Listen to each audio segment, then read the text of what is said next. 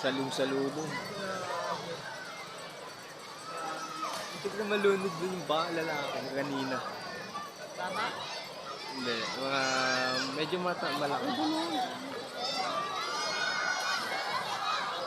Muntik malunod. Binagisan siya ng dalawang salbabida. Di niya na pa ako naabot. Sino? Bata eh.